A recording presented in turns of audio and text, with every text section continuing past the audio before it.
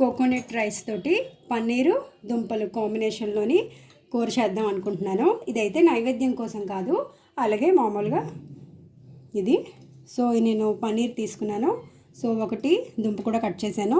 Next వీటికి కావాల్సినవి ఏంటంటే ఇంగ్రీడియంట్స్ కాజు, ఇంకా ఇది తెలుసు కదా గసగసాలు అంటాం. నెక్స్ట్ గరం మసాలా, అల్లం, టమాటర్, పచ్చిమిర్చి, ఇంకా ఎండిన కొబ్బరి మాట. ఇవన్నీ నేను మిక్సీ చేస్తాను అన్నమాట. ఎందుకంటే మనం ఇప్పుడు నవరాత్రుల్లోని ఉల్లిపాయ ఎల్లుల్లిపాయ తినాం కాబట్టి సో ఇవన్నీ యాడ్ చేసుకొని మిక్సీ చేసి ఏదైనా కర్రీ చేసుకుంటే చాలా టేస్ట్ వస్తుంది అన్నమాట. చూడండి, ఇప్పుడు నేను అవన్నీ మిక్సీ చేశాను కదా. సో మెత్తగా మనం పేస్ట్ చేయకపోయినా పర్లేదు, కొంచెం కద్దుకసలా ఉన్నా బాగానే ఉంటుంది, తిన్నప్పుడు కొంచెం బాగుంటుంది అన్నమాట. సో అందుకోసమే నేను ఎక్కువ పేస్ట్గా చేయలేదు అది. సో నెక్స్ట్ ఇప్పుడు నేను ప్యాన్ ఆన్ చేస్తున్నాను అన్నమాట. స్టవ్ ఆన్ చేస్తున్నాను, ప్యాన్ వేసాను, ఆయిల్ వేస్తున్నాను. లైట్గా అంచనా ప్రకారం వేసుకుంటే సరిపోతుంది.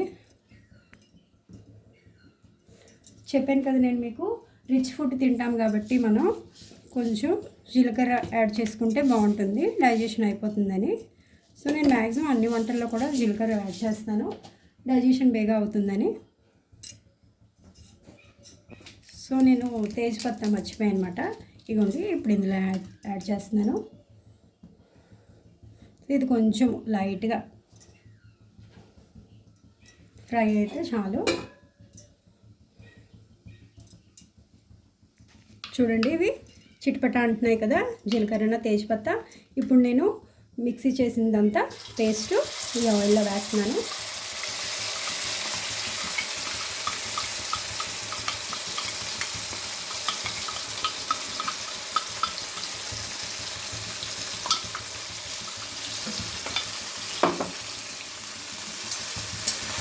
ఇప్పుడు ఇది కొంచెం ఫ్రై చేస్తాను అన్నమాట.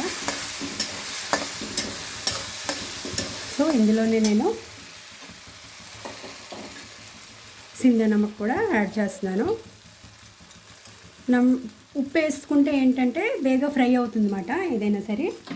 అందుకోసమే మనం ఏదైనా తాలింపు చేస్తున్నప్పుడు కొంచెం ఉప్పు వేస్తే అవి తొందరగా ఫ్రై అవుతాయి అన్నమాట. నెక్స్ట్ ఆ తాలింపుకి కూడా ఉప్పు పట్టుతుంది. ఇదిగోండి మసాలా, ఇది కారం వేస్తున్నాను లైట్గా.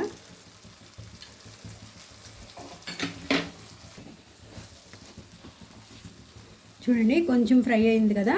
ఇప్పుడు నేను కట్ చేసిన దుంపలు వేస్తున్నాను అనమాట.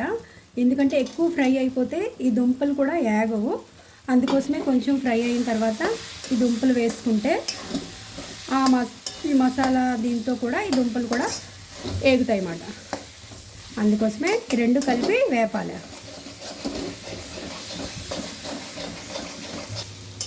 చూడండి, ఇది కొంచెం బాగా ఫ్రై అయింది కదా, అడుగు పడుతుంది. సో అందుకోసమే నేను వాటర్ వేస్తున్నాను అనమాట.